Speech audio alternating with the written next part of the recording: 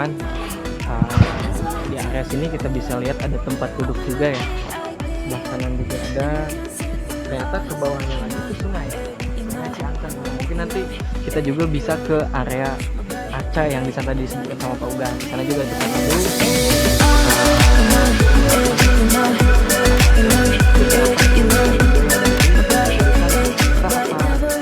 Tulisan Palawa dengan menggunakan bahasa Sanskerta.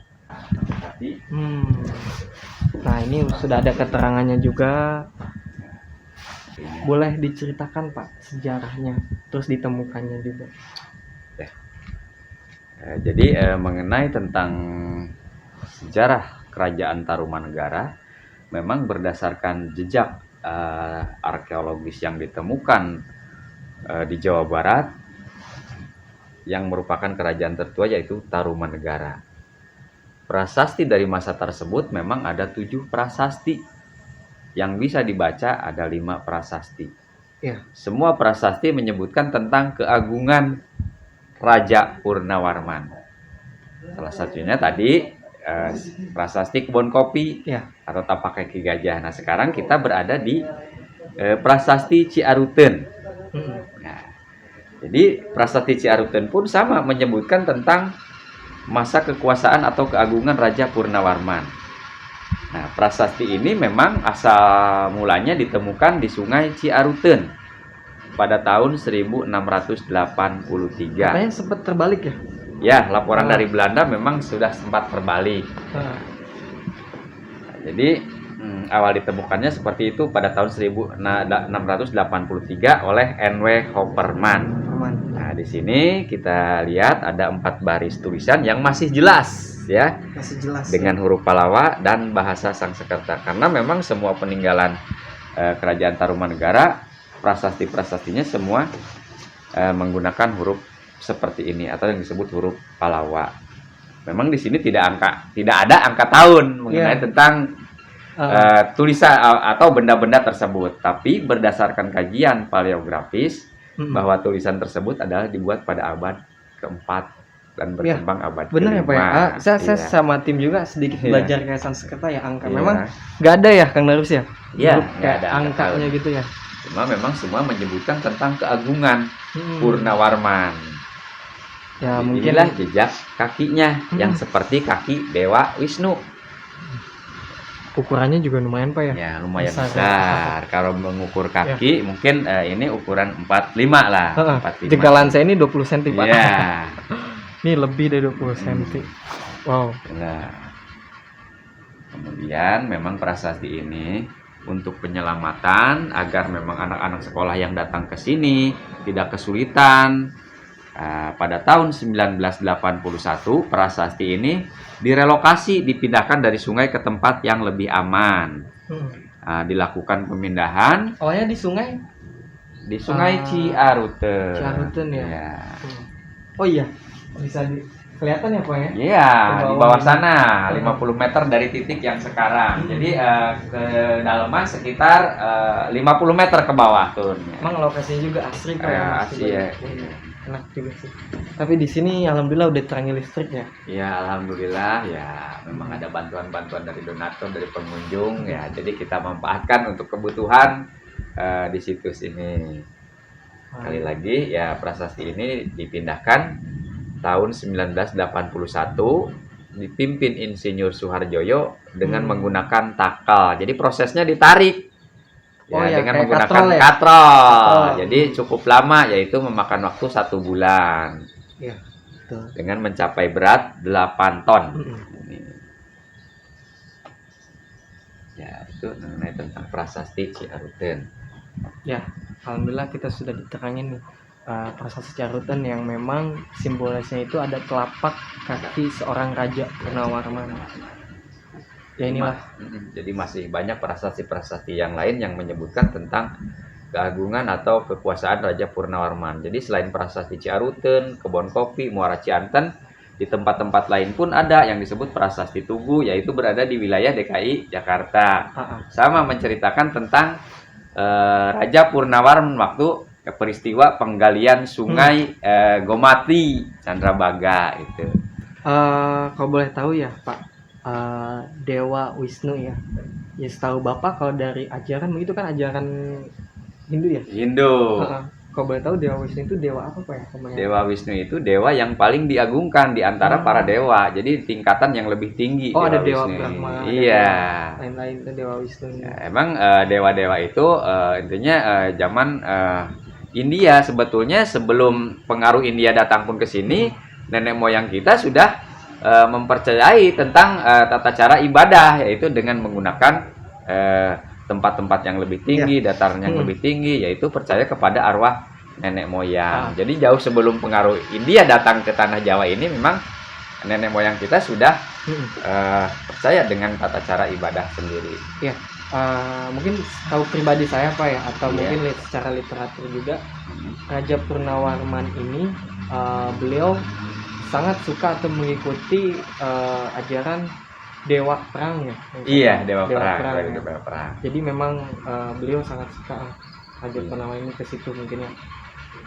Jadi bisa juga disebut Dewa Wisnu. Iya, memang dijuluki sebagai raja di Raja Guru itu memang dia sebagai raja penguasai peperangan. Tujuan berperang itu menaklukkan musuh-musuh ya untuk memakmurkan negara, selain perluasan wilayah. Menjaga keutuhan juga. Keutuhan. Ada lagi Pak Ugan yang mungkin beberapa yang kita luruskan gitu Pak ya, atau sejarah yang memang Pak Ugan tahu di sini gitu kan. Ada lagi nggak Pak? Selain ini kan telapak ya. Apakah memang ini tuh dulunya hanya penobatan atau mungkin hanya simbolis supaya ini tahu inilah wilayahnya Kerajaan Tarumanegara? Iya, jadi memang di antara 7 prasasti yang paling pertama dibuat yaitu prasasti Ciaruten. Kenapa ada 3 prasasti di wilayah sini? Nah, jadi prasasti itu adalah merupakan tanda sebuah penghormatan atau penghargaan kepada raja ya. Nah, jadi daerah sini dulu memang salah satu wilayah yang dikuasai oleh Raja Purnawarman. Jadi secara letak geografis wilayah Kampung Muara ini sangat strategis. Jadi di sekitar sini ada 3 aliran sungai, Ciaruten, Cisadane, dan Cianten. Ya. Selain sumber kehidupan pada masa lalu, ya terutama di masa-masa kerajaan yang dijadikan sebagai sarana atau transportasi, yaitu menggunakan sungai. Ya. Jadi pas Pak ya untuk transportasinya. Jadi sangat strategis ya dibuatnya. Akhirnya dibuat juga mungkin untuk simbolisnya. Menandakan bahwa sang raja itu memang Purnawarman di antara raja-raja Tarumanegara yang paling diagungkan, yang memiliki segala kekuatan. Ada Raja Purnawarman, ada Mulawarman ya Pak. Iya. Nah, di sini yang pertama Purnawarman. Apa Mulawarman itu adiknya? Atau gimana Pak? Jadi kita lebih panjang lagi ya mengenai tentang Tarumanegara. Jadi supaya kita tahu karena Purnawarman berdasarkan naskah-naskah kuno ya yang diceritakan yaitu dari naskah Sang Hyang Sisa Kandang ataupun naskah-naskah yang lainnya. Purnawarman ini adalah seorang raja dari Tarumanegara yang merupakan raja keempat sebetulnya. Oh, raja keempat. Raja keempat. Jadi sebelum Tarumanegara pun ada yang menguasai Tarumanegara. Ya, oh ya, setahu saya mah Salakanegara dulu itu ya. Ya, Salakanegara itu yaitu Dewa Warman. Ya. Kenapa di sana juga ada Mulawarman? Itu salah satu keturunannya yang menyebar di wilayah Kalimantan Timur. Ya. Yaitu dari Kudungga, punya anak yang bernama Mulawarman. Jadi itu menguasai wilayah Kalimantan. Makanya mungkin ini secara institusi saya, makanya Presiden Jokowi itu mau memindahkan ibu kota ke Kalimantan. Mungkin salah satunya mungkin ada lihat dari sejarah. Dari sejarahnya. Setelah dari Kalimantan bergeser lagi ke Sumatera Barat, yaitu Pagaruyung yang merupakan situs tertua di tanah Sumatera Barat. Dari situ menyebar lagi ke Sumatera Selatan, berdirilah Sriwijaya. Cikal bakalnya ya Nusantara ini peradaban masa-masa kerajaan yaitu tanah Jawa, yaitu Jawa Barat. Jadi sedikit terbongkar teman-teman ya sama Pak Ugan yang kita diceritain agak panjang sih, tapi memang bagus buat wawasan kita. Jadi bisa kita cermati, kita bisa buat menambah wawasan juga. Alhamdulillah nih terbongkar ya sedikit demi sedikit gitu kan. Oke, mungkin cukup Pak ya untuk di sini semoga aja kita masih bisa sempat ke lokasi selanjutnya ya Pak ya. Iya. Kecuali untuk lokasi yang sungai ya, karena mungkin Ya, memang lokasi yang sungai memang jaraknya dari sini ya sekitar 700 meter atau 1 kilometer, yaitu kita kalau cuaca tidak bisa begini, kita bisa melihat prasasti Muara Cianten dan arca-arca yang berkaitan dengan masa Pajajaran yang disebut arca Polinesia di sana ada. Sebagai bukti wilayah sini pun setelah Tarumanegara dikuasai masa Pajajaran juga. Oke Pak.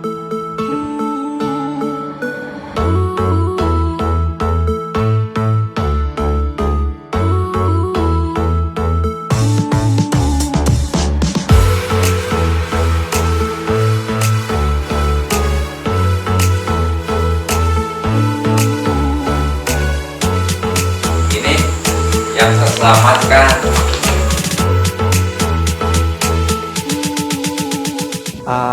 Teman-teman pemuda Nusantara Pasundan, kita sekarang di lokasi ketiga yaitu Prasasti Batu Dakon ya. Situs megalitik Batu Dakon. Ya, situs megalitikum ya. Sama seperti situs Cibala, ini juga ada megalitikum ya, batuan besar peninggalan prasejarah ya Pak. Iya. Boleh dijelaskan Pak, batu ini sejarahnya seperti apa? Apakah ada petilasan juga atau bagaimana? Ya. Ya. Jadi ini disebut situs Batu Dakon. Ini merupakan peninggalan di masa prasejarah ya. Jadi sebelum Tarumanegara menguasai wilayah sini atau Purnawarman, di sini pun sudah ada kehidupan, tanda-tanda kehidupan, yaitu oleh orang-orang di masa lalu. Dan di tempat inilah nenek moyang sebelum Tarumanegara berdiri yaitu melakukan suatu kegiatan. Ya. Ini situs Batu Dakon ini merupakan suatu tempat adanya kehidupan atau adanya kepercayaan. Jadi nenek moyang kita dulu yaitu menganut kepercayaan kepada animisme, dinamisme, yaitu kepercayaan kepada roh halus dan percaya kepada benda. Dan bendanya salah satu buktinya ya ini yang disebut situs megalitik Batu Dakon. Ya. Jadi situs megalitik Batu Dakon ini pada masa lalu yang disebut masa prasejarah, tempat ini selain untuk pemujaan juga dijadikan sebagai tempat penghitung waktu atau kalender untuk menentukan musim. Oh, musim. Ya. Dari simbol apa nih Pak maksudnya? Ya, dari simbol batu yang berdiri melalui bayangan sinar matahari. Oh. Posisi bayangan ini ya bisa menentukan. Jadi ketika ada bayangan dari matahari ke sini berarti ya, bulan jadi, sekian, ya, bulan sekian. Iya, untuk menentukan musim waktu penghujan ataupun musim tanam. Oh, jadi lebih ke musimnya ya? Iya, lebih ke musimnya. Ya. Memang sih kita lihat di sini ada yang memang masih asli. Ini yang udah dirapikan ya Pak ya? Iya. Jadi tambahkan. Ini sudah tambahan. Ini yang udah pakai semen tambahan. Karena untuk menjaga posisi situs inti agar tidak terjadi perubahan. Situs inti ini 1, 2, 3, 4, 5, 4. Oh, 4. 1. Oh, ini 1, 2, 3, 4. Oh, 4 ini ya. Yang lainnya memang sudah berada di sini. Ya, jadi sekaligus untuk dilestarikan. Ini ditemukannya di mana? Apa memang sudah di sini? Ini ditemukan memang di wilayah sini karena wilayah kampung ini memang banyak komplekan-komplekan menhir atau batuan-batuan yang berdiri tegak. Yang orientasinya dari situs Kebon Kopi sampai ke Muara Cianten. Jadi ada komplekan-komplekan menhir. Nah, situs inilah yang memang tadinya terkubur, jadi tidak terganggu oleh manusia pada masa itu. Jadi pada tahun 1970 datang seorang peneliti ya dari pusat, yaitu namanya Profesor Dr. Teguh Asmar. Dia melakukan penelitian di daerah Kampung Muara ini dan melakukan ekskavasi, yaitu penggalian, dan ditemukanlah situs megalitik ini. Ya Pak Ugen, berarti ini kesimpulannya memang pertama ini untuk menentukan musim. Ya, kedua untuk melakukan ibadah. Ya, animisme dan dinamisme. Ya. Jadi lebih ke kerajaan masih Taruma ya? Masih Taruma. Jadi masa prasejarah berlanjut ke masa Tarumanegara. Ya, jadi dari berfungsi ya zamannya purba ya prasejarah sampai ke Kan sejarah itu melalui proses. Betul. Proses pembabakan sejarah dari masa prasejarah, masa klasik, masa Islam, dan masa kolonial. Yang disebut masa prasejarah sejak ada manusia hingga mulai dikenal tulisan. Ya, betul. Berarti memang di sini seperti tempat kayak sakral juga Pak ya? Iya. Karena kan dibuat Bahkan sampai sekarang orang yang menganut ajaran-ajaran Hindu memang sangat kental kepercayaan dengan situs-situs ini. Bahkan ini dianggap sebagai petilasan atau makom. Betul. Ya, dan memang realnya sekarang itu dikelilingi makam juga ya. Iya. Makam sekarang gitu kan. Ya, oke teman-teman, semoga bermanfaat ya. Memang kita ada 3 lokasi yang sudah kita kunjungi. Kemungkinan nanti next kita terakhir di situs yang memang ada sejarah Pajajaran. Iya. Itu di Muara. Di Muara Cianten, Muara, dan iya, juga saya- kondisinya masih di satu kampung ini. Ya, Cuma jaraknya lumayan jauh dari sini. karena sekarang mau azan maghrib, Iya. paling kita break dulu untuk sholat. Iya. Oke, terima kasih. Kamari ramai satu. Udah siap tadi. Yuk. Assalamualaikum warahmatullahi wabarakatuh. Kita sekarang mau ke Prasasti Muara ya. Cuman emang kondisi lagi hujan. Ya semoga aja kita bisa ngambil foto dokumentasi. Nah di sini juga ada wisata lokalnya. Ada rafting. Ya, bisa dilihat nih. Samping-samping ini memang kalau jalurnya itu kalau misalkan kita dari Luwili yang finishnya di sini. Kalau di sini finishnya Pogan. Kalau dari sini finishnya ke Kalau apanya? finishnya kalau dari sini finishnya. Kalau ini kebanyakan dijadikan sebagai tempat finish yang Oh, sebagai harum finish ya? jeram itu. Kalau setarnya ya sekitaran Lewiliang, Karehkel. Ah, Di sini pun bisa untuk setar, cuma finishnya di Gerendong. next kita nanti insya Allah buat wisata lokalnya kita nanti bisa rafting di sini sambil hiburan. Ini rute kita masuk ke Prasasti Muara. Moga aja kita bisa ngambil dokumentasi, tapi ini juga rute untuk finishnya rafting ya. Jadi kita next juga insya Allah kita bakal rafting. Nah itu perlengkapannya. Di sana juga ada tempat buat istirahat ya, pos-pos. Yuk kita masuk ke rutenya.